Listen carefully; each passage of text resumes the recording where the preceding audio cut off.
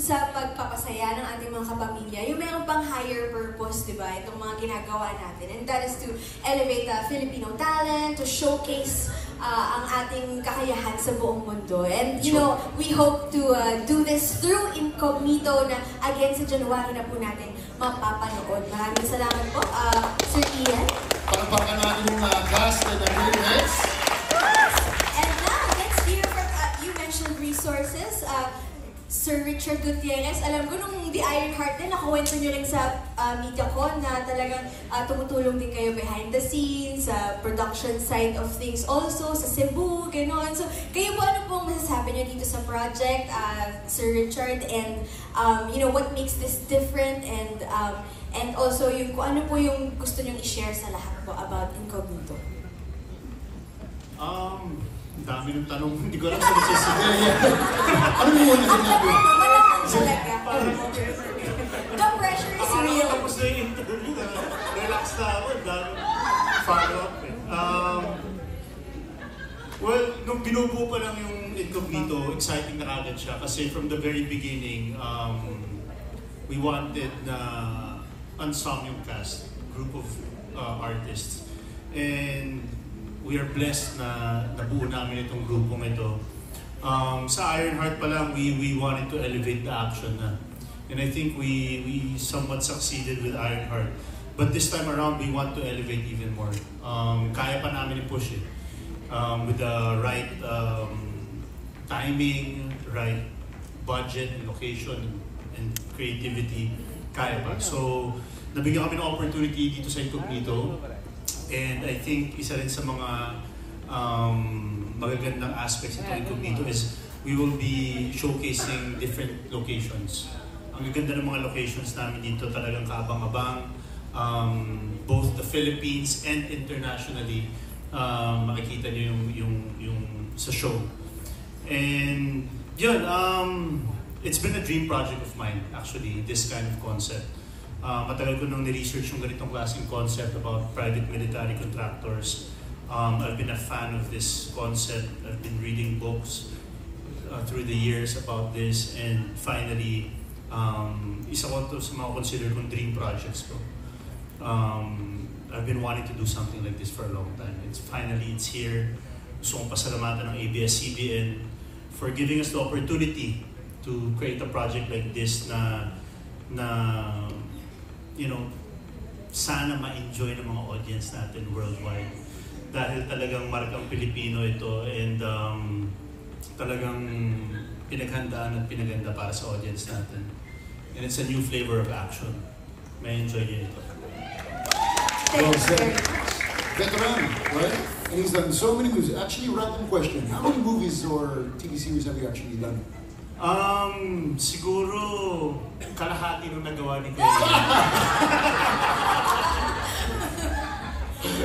Bunot po si Mr. Ian Veneracion today. Birthday.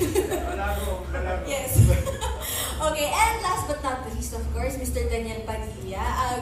Would you like to hear the question again? Yung, what made you accept the show and what makes it different?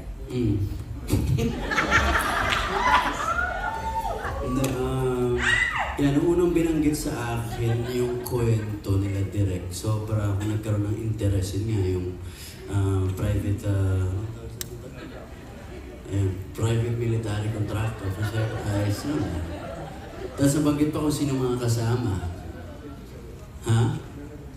Tapos kinumbinsi ako na dito iyan. Tinawagan niya ako. Tapos si-short din niya. Na-excite din ako, parang ibang timpla na rin, ano. At ngayon, binabanggit nila na elevation. Parang gusto ko maging parte, no? Di ba? Iba rin yung mga apoy sa mata ni Derek Lester nung binabanggit sa akin yung kwento eh. At yung pupuntahan nung peak nung show namin. So sabi ko, yeah, gusto ko maging parte nito, you know. So, thanks guys. Happy to be a part of this. Thank you. Thank you, Daniel. Actually, after Ironheart. Yes, Richard. Nagkakwento na ako after Ironheart. Nagkasama kami ni Daniel sa isang gathering party. Tapos, kinausap ko siya na sana gumawa tayo ng action. Sabi ko, bagay sa'yo ng action. bagay sa'yo mag-action, dapat gumawa tayo ng action. And then after a few months, boom, ito na nangyari na dito. So parang it's meant to happen. Na-manifest pala ni Mr. Richard Gutierrez. Sabay-sabay tayo. Response, salamat Richard Gutierrez. Salamat, Richard Gutierrez!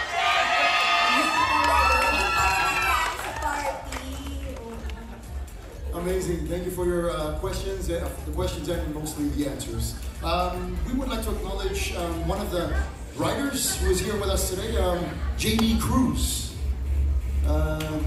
Over there, hi to JD. Thank you very much. Mentioning the writing, it's a lot of writing to do, right? It's a hard job, it's a tough job. So, palagpakan natin yung mga creatives at mga writers. Thank you very much. And thank you to our cast, our director, our business unit head for answering all of our questions. The questions from the media, that was a solid Q&A. And right now, I believe we have something to announce as well. Yes. Yes, and there you have it. Way to wrap up an extraordinary night here at the media launch of Incognito. Kailan nalabas? Nasaan? Ano pa yung mga ibang stations? Networks? I want EFC.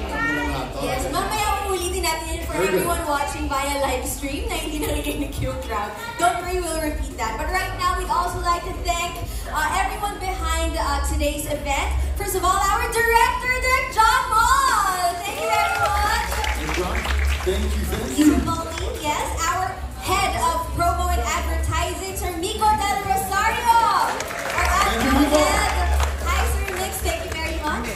And to all of our staff and crew, salamat po sa inyong lahat. Our friends from the media, maraming salamat. Especially mga fans natin.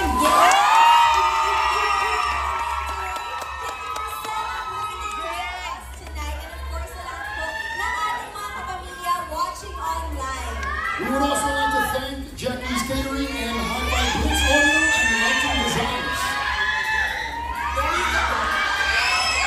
So, ang tanong, excited ba kayo sa Incognito? There you have it. Okay, as promised, sige, ulitin lang po natin kung saan ba nila mapapanood ang Incognito. So again, January 17 po on Netflix. And then the day after that, January 18, sa I1TFC. And then sa Monday naman, January 20, yan na. Saan po mapapanood? Sa Kapamilya Channel, Kapamilya Online Live, Jeepney TV, TV5, and A2Z on January 20, 2025.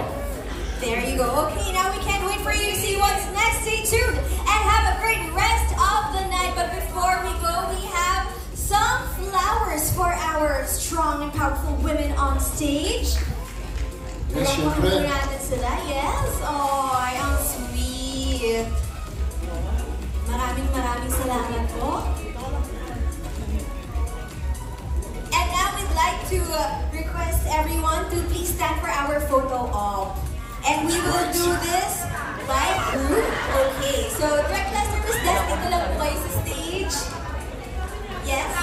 Okay, we have some parting shots for everyone. Yes po, everybody smile. Bring out your cameras. Thank you very much to everyone watching online.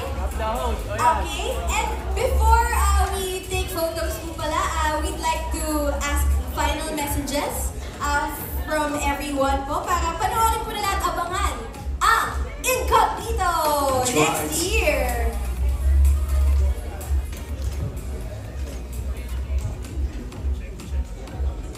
Hello. Ayun. Again, maraming salamat po sa oras ng lahat sa pagdalo ngayong gabi.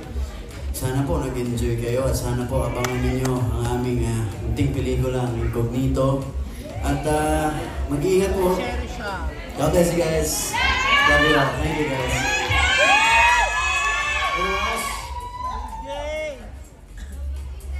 Thank you so much sa lahat ng sumusuporta and our friends from the press. Thank you so much for all the support.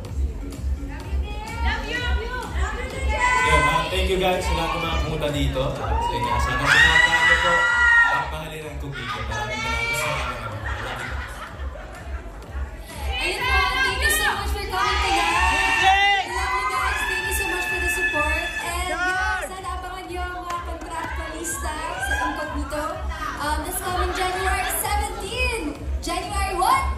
Monkey ba yun?